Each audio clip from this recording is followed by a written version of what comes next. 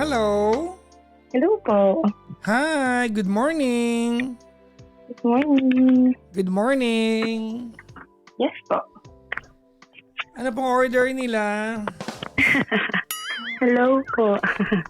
Good morning. What's So, your ayan. name? Ems po.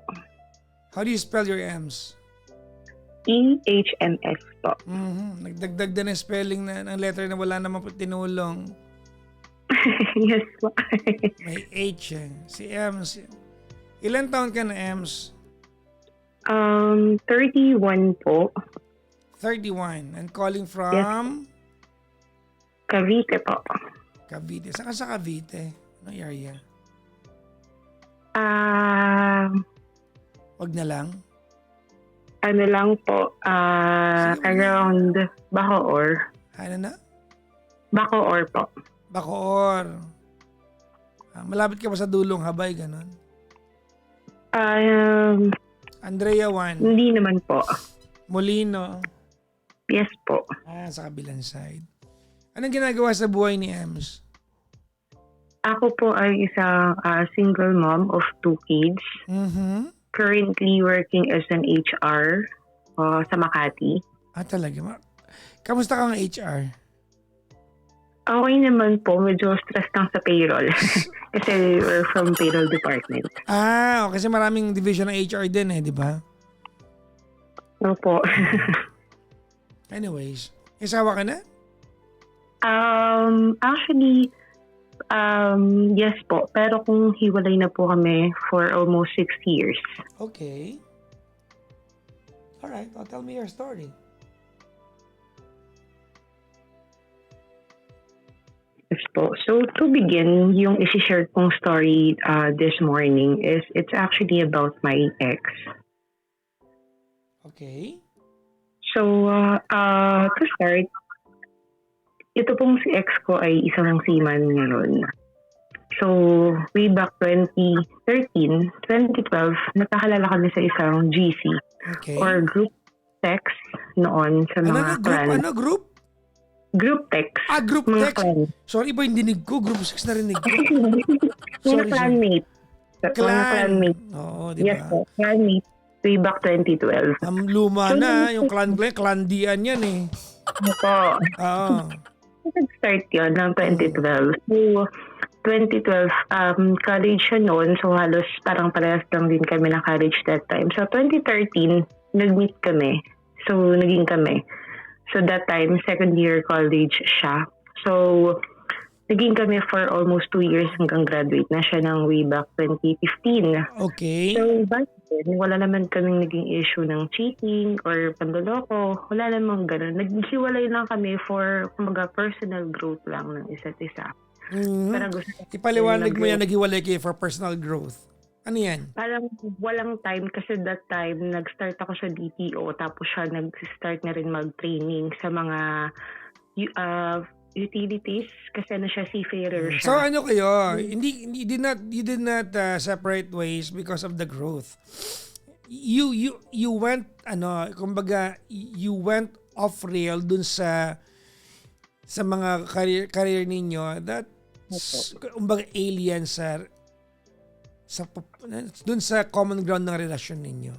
Opo. So, since panggabi kasi ako, wala na rin time sa isa't isa. Hindi na rin kita kasi nasa Makati ako noon. Tapos Ortigas, siya then lumipat sa Manila sa tita niya. So, hindi na kami madalas magkita. So, naghiwalay kami. So, that's 2015. So, 2016, damit ko yung office mate ko way back in Makati na yun yung naging partner ko. Yun yung naging asawa ko. Bali, kinasal kami. Nagkaroon kami ng 2 anak. So that was 2017. By 2019, nahuli ko na siya nagloko. Okay. So naghiwalay kami ng 2020. 2 taon lang nagloko na. Opo. By 2020, naghiwalay na po kami. Okay. So, pero by the time kasi since pandemic, nandun pa kami sa Manila sa kanila umuwi. So, umalis kami sa kanila sa Manila way back 2022. Kasi ang hirap that time pandemic, uuwi kami ng Cavite sa side ko. Okay. So, nakauwi na kami ng 2022. So, nag-work ako dito sa Cavite, sa isang BPO center dito sa Cavite ng 2023. Nagkita ulit kami ni ex. Binata siya, walang jowa, ganyan. Ano yan, Hanggang 20? 2023. Okay. Single ka na niyan. Single mom ka na niyan, di ba? Apo. Okay. So, 2 weeks na, si ex nagkita kami.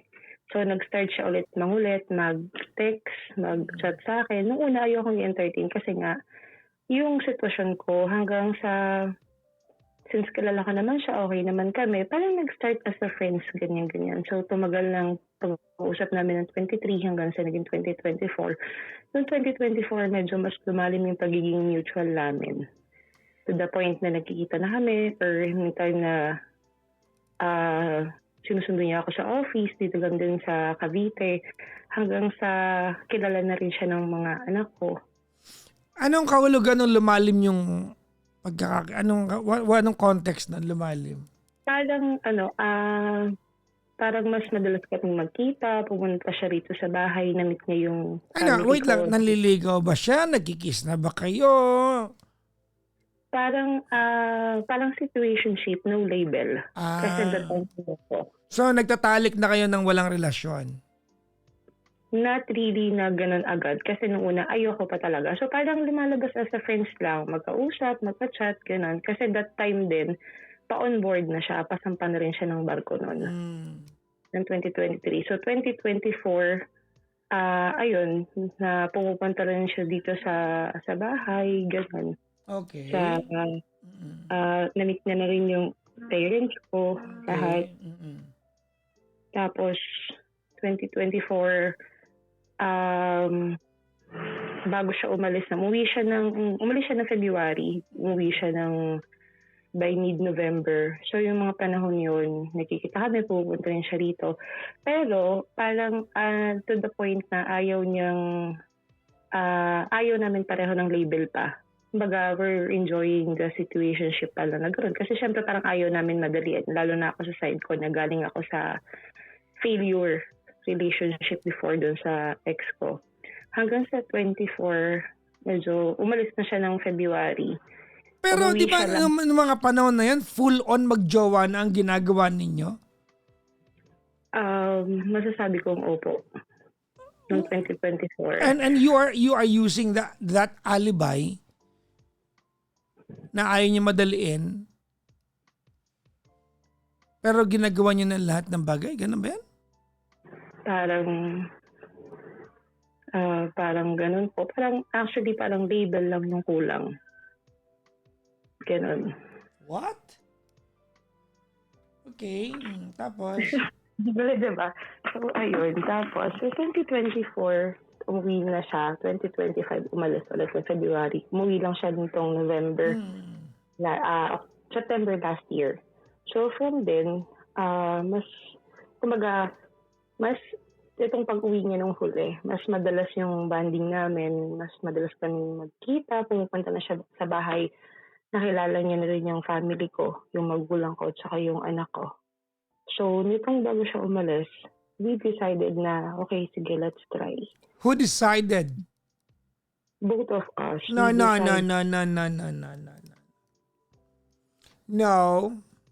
Who decided? Who proposed the idea? Kasi ginagawa nyo na matagal eh. The two of you are comfortable with the setup. Who came up with, let's take it to the next level? Sino yun? Bali, pareho po namin yung desisyon eh. May nagsabi. Hindi nyo sabay sinabi yan. Actually, na-open niya po. Pakilakas nga po.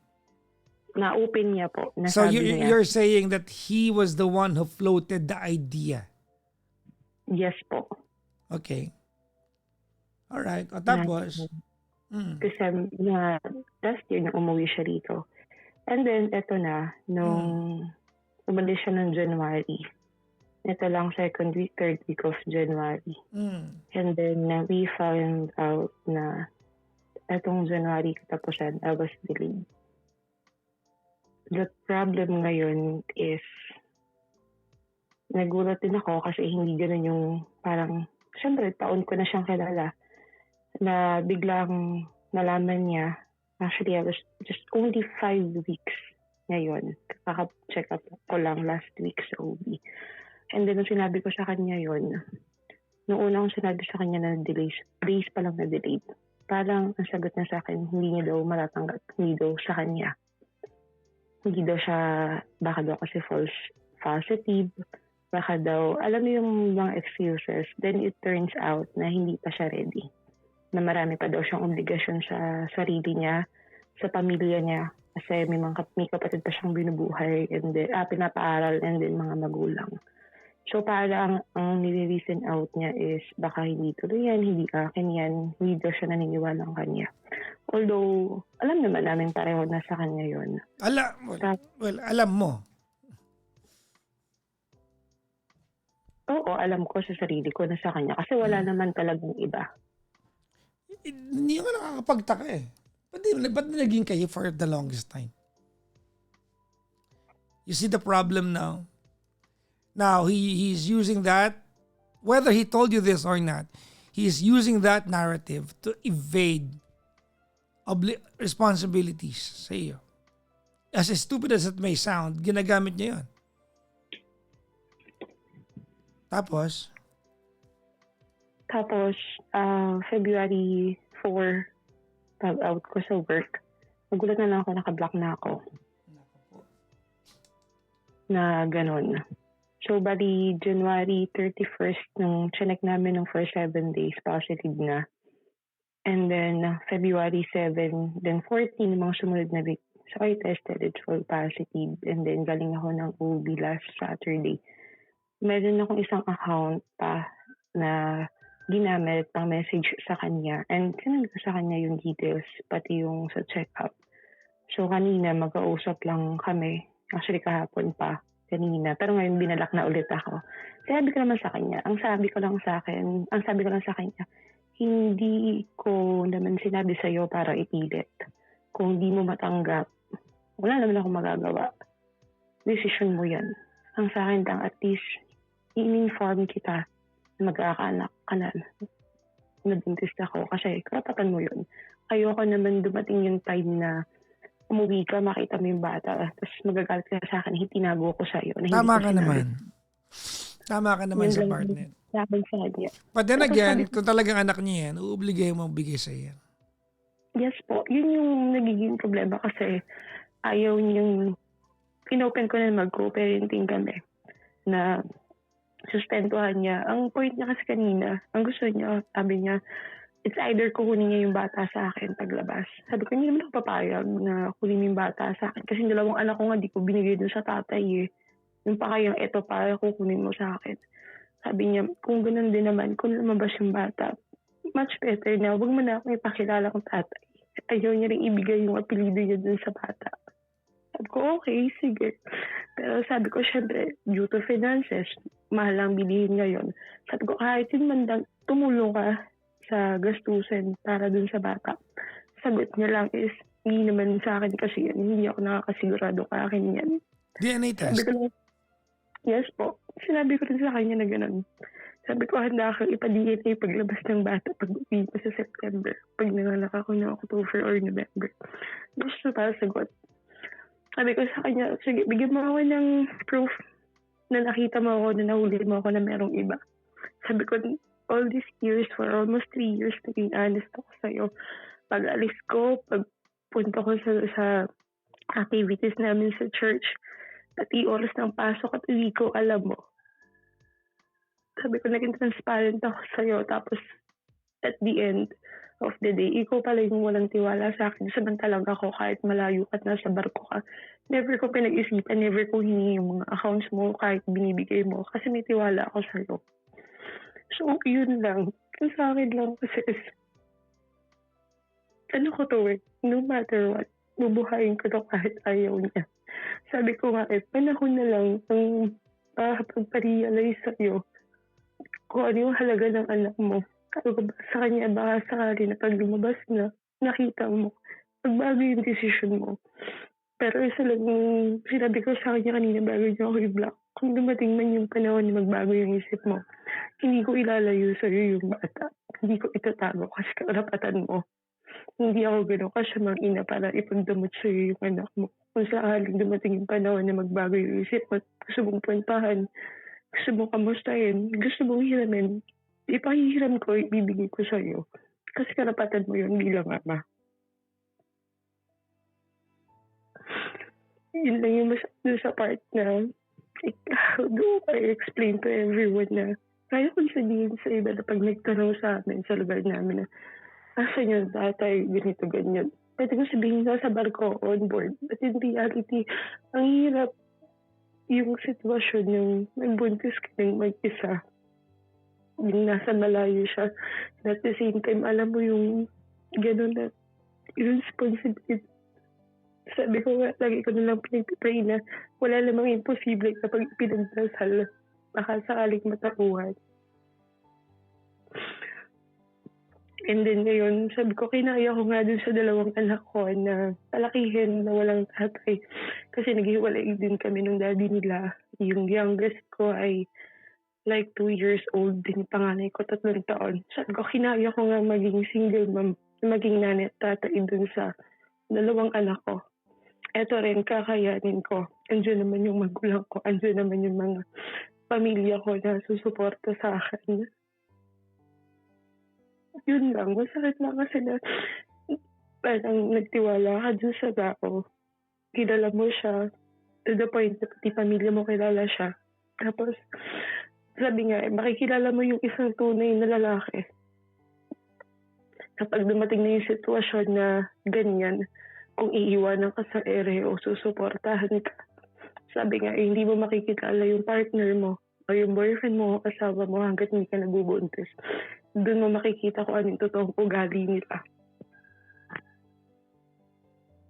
Yun lang. Medyo masakit lang sa akin. Siyempre, alam naman pag buntis, medyo emotional. Masakit lang doon sa part na parang ipinagtatabuyan niya yung bata dahil hindi niya lang maamin sa sarili niya na hindi pa ba siya sama sa buhay binata, hindi pa ba siya tapos sa luho, or dahil may sinusuportahan pa siyang pamilya, magulang, mga pamangkin na pinapaaral. Pwede niya namang i-explain sa akin ng gano'n. Hindi naman makitid yung utak ko, yung pag-iisip ko para hindi maintindihan. Wag lang niyang ibibintang or sasabihin na hindi sa kanya yung bata. Masakit lang din kasi sa akin kahit pareho namin alam na gano'n. Siyempre, wala namang gustong ina lumaki na single mom. Wala namang ina na gustong makita lumaki anak nila lang hindi buo yung pamilya o walang tatay na kalakihan. Sabi ko nga sa kanya, nagmahal lang ako ng maling tao. Pero hindi ako masamang tao para hindi buhayin yung bata. Kasi una sa lahat, wala namang kasalanan yun. Wala namang alam yun. Saka namang nagawa nating mali. Saka naman yung naging desisyon natin. Kaya sabi ko sa kanya, kahit ayaw mo, kahit wala ka, itutuloy ko yung bata. Bubuhayin ko to.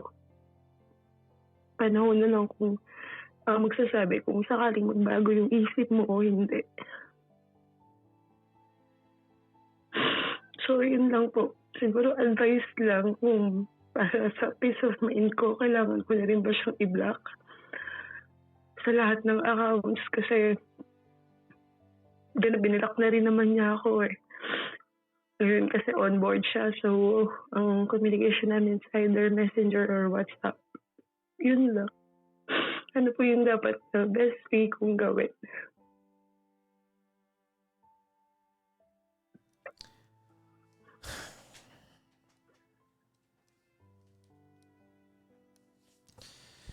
This could all have been prevented only if from get-go you did the right thing. Pero we are where we're at now. Andito na tayo. Nalulungkot na ako that it could have been all been prevented, no? Ay, nako ka. Anyways, you know what, Ems? Ako naniniwala ako sa'yo. I believe na naniniwala ako sa'yo na siya yung tatay niyan. I don't know kung gut feel it or whatnot. That you don't have to prove to anybody else. But on the other hand, hindi ko kinakampihan tong hayop na to, ha? Hindi ko siya kinakampihan. I want this to become a lesson to a lot of people listening to us right now, especially babae. When you don't ask for commitment, this is what happens when here comes the obligation. Precisely what's happening to you now. Diba, no? Tama ba? Opo.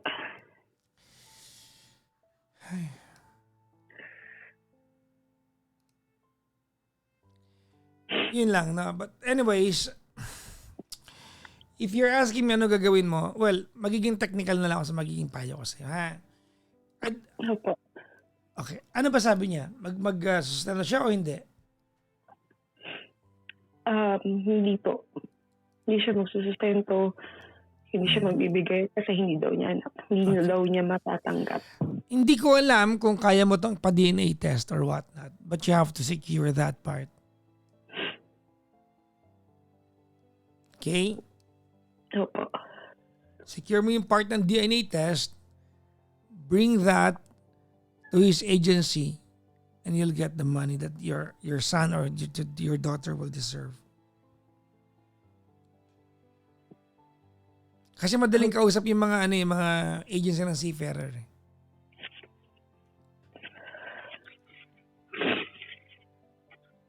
Opo. Ang bala ko kasi muna pag sabi ko ng anak is sa barangay or bawsin muna kami mag-usap. Hindi ako pabor, Ems, that you do not oblige him to give his share. Hindi ako pabor doon. Kailangan niya ibigay yung share niya. Most of all, mga kaibigan, special to women, no? Never allow a guy to run away from obligation. Kaya sinasabi mo kanina na, siyempre nanay ako bubuhayin ko to. Of course, naniniwala ako sa yun. Bubuhayin mo talaga yan. You'll do everything you can to provide. Nagawa mo na yan sa unang dalawang anak mo. Kaya mong gawin yan. Tama? Opo. But on the other hand, hindi rin ako papayag na he will get away with it. Opo. Okay, Ilalaban. Yes. Go ahead po. Ano po yan? Ilalaban ko. Okay. Sabihin man ng iba na mukha akong pero Well, ilalaban. okay, please, let's not go there. Wag muna tayo sasabihin ng iba. Opo. Okay? Wag tayo muna doon. Kasi gugulo yung usapan. No? Now that that's settled, let me go back doon sa mas profound na dahilan kung bakit nandito ka ngayon sa sitwasyon na to. I want you to tell me, what role did you play kung bakit ka nauwi dyan?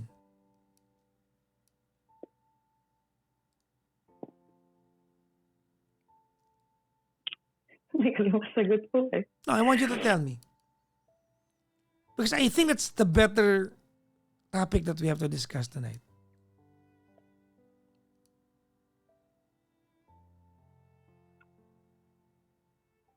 Ba't ka nauwi dyan? Ano naging pagkakamali mo? Pumayag ako sa ganung sitwasyon. Exactly. Na kahit hindi naman dapat. Yes. And wala akong pinangahawakan at wala akong assurance. Yes. Dahil ba't kilala ko lang yung tao? Dahil ba't tiwala ako sa tao? Dahil Hindi yun eh. Hindi yung tiwala eh. Hindi yung tiwala eh. It's supposed to be more than that. You were such a giveaway, for crying out loud.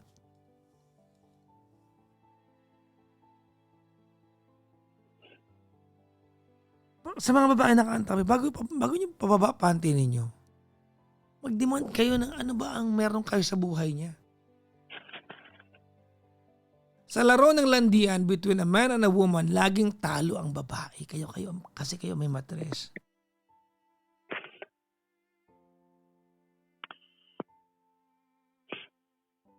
You practically were a willing victim here. Tama?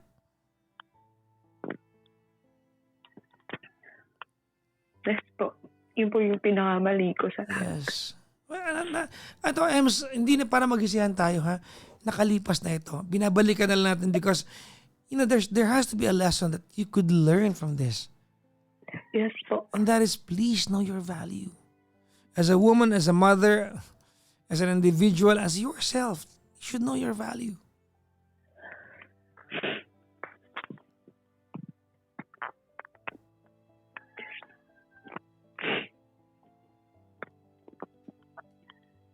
Alam ko po yun, tanggap ko naman sa part na yun na doon ako mali na hinayaan ko umabot po sa ganon. Hindi yun lang basta yan, in-enjoy mo eh.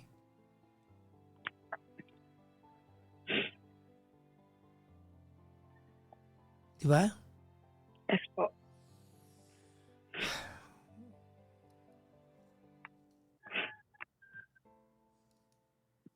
Diba, Le? I don't know saan mo kukunin yung DNA test na yan. Hindi naman na gano'ng kamahal yan eh. Pa-DNA test mo yung bata paglabas na. Nag-inquire po ako Yes, online about 14 to basta less than 20,000. I think mga 16 yan eh. 16,000. Ako, mga ganun po. For paternal DNA, yes po. Tell him you're doing that.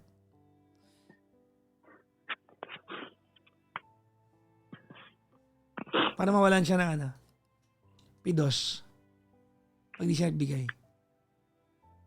Opo. Yeah. Hindi pa pwedeng hindi ako okay na may mga lalaki nakakatakbo sa obligasyon. No matter the circumstances, you have to make men accountable. Kasi hindi niya ginawa mag-isa yan eh. Nalulungkot lang ako for you. Nadudurog yung puso ko na hindi na nag-workout yung tatay ng 2 anak mo. Pumayag ka ba setup na lugi ka ulit? Diba? Yes po. On the other hand, Ems, I do not doubt your ability to raise your kids.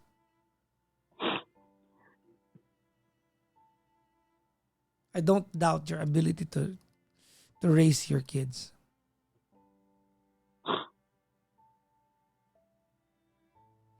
Okay? Opo.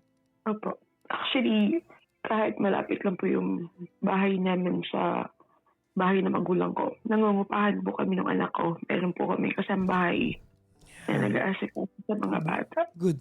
Proud of you sa part na yan.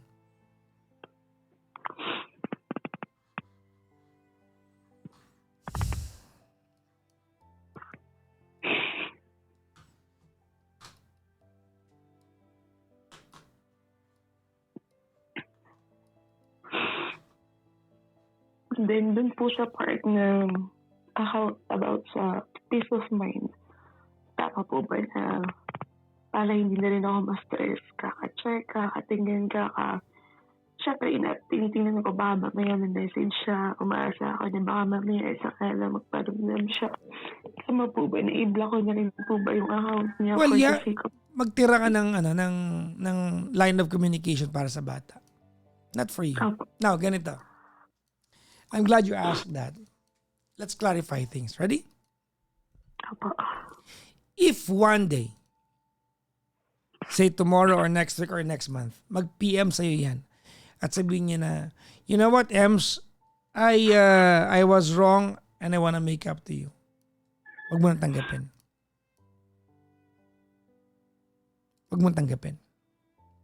Maging co-parenting na lang kayo. Opo. Kahit na mag-offer pa yan na, nagsisisi ako. No, hindi na pure yan.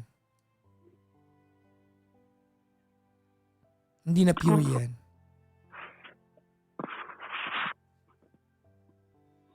Siguro po pumayag man ako, hindi para sa akin, para sa bata. Hindi ka papayag.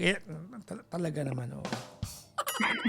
Hindi No. pa para sa akin papayag.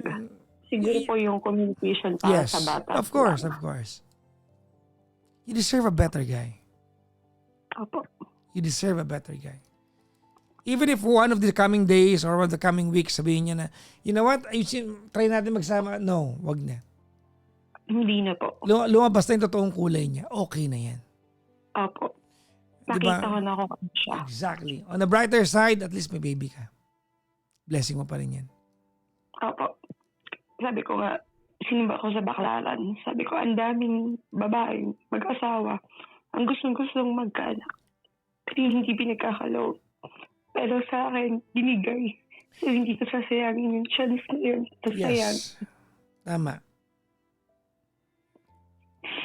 Kasi fertile ka masyado. Yun nga po, PCOS nga po ako eh. Meron po akong PCOS. Nalo So sabi ng UB, congratulations kasi ang daming may PCOS na pinagdadaanan. Pero ikaw nalagpasan, ba't nagkaroon ka? Natsambahan yung yung ovulation period na. So it's a blessing talaga. You're meant to be a mom of 3. Na? Yes po. I hope that when you've truly learned the lessons of all of this, I hope life will become kinder to you. Sana nga po. I wish that for you. I hope life smiles at you. I hope life is nice to you. So finally, you can rest easy.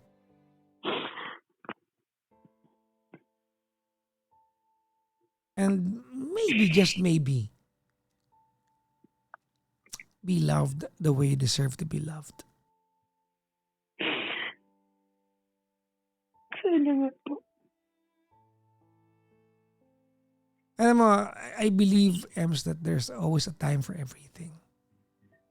There was a time, nagpakatanga ka dyan. There was a time, you had to convince him to just to be with you, and there's a time for you to learn. But right now, this is a time for just to be. This is a time for you just to be pregnant, and look after the baby inside you. Opo. So devote mo muna yung time mo dyan. Hayaan mo muna yan ang iniintindi mo at hindi ibang bagay. Okay?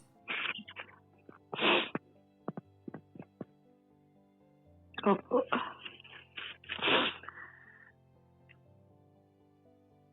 I am rooting for you.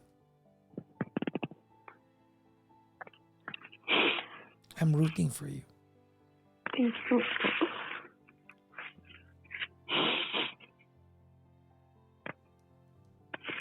Anong mensahe mo sa kanya kung sakali marinig niya to? Isa ka na sasabi ko sa kanya na ayun, kumbaga, hindi naman ako masamang tao na para ipagdamot sa'yo yung anak mo. Para ipagdamot tong batang to. Kung sakaling dumating yung panahon na gusto mo siyang makita, go lang. And isa lang yung mapapangako ko sa'yo. Katulad nyo sa dalawang bata na anak ko, palalakihin ko sila ng may respeto at may paggalang pa rin sa'yo. Never ako magsasalita ng pangit na din sa'yo o sisiraan ka dun sa bata.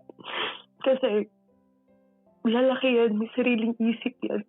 Hahayaan ko na siya ang makaintindi at makaalam ng totoong nangyari. Hindi para pasamahin ka pagdating ng panahon para i-badmouth ka. Again, nasa sa'yo na lang yan kung lilingunin mo yung anak mo, hindi. Hindi kawalan sa akin yun, kawalan sa'yo yan. And sana maging masaya ka sa decision mo, maging successful ka pa rin sa buhay mo. I'm always rooting for your success. Kahit hindi na para sa akin, kahit para na lang sa anak mo, pag dumating yung panahon. Yun lang.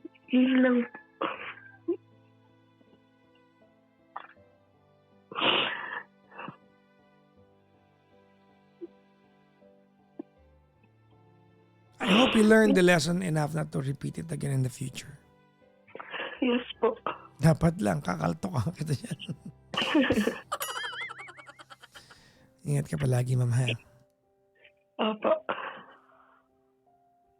I'm rooting for you. Salamat po. Kaya mo yan. Diyos ko naman. Nanay ka eh. Diba? Opo. Kinaya lang yan sa dalawa. Of course. Yun nga lang. Sabi ko nga, kaya ko ibigay yung kailangan nila, yung mga gusto nila, pero yung buong pamilya lang yung hindi ko kaya maibigay sa kanila. Babalikan ba natin ang bakit ka na uwi dyan?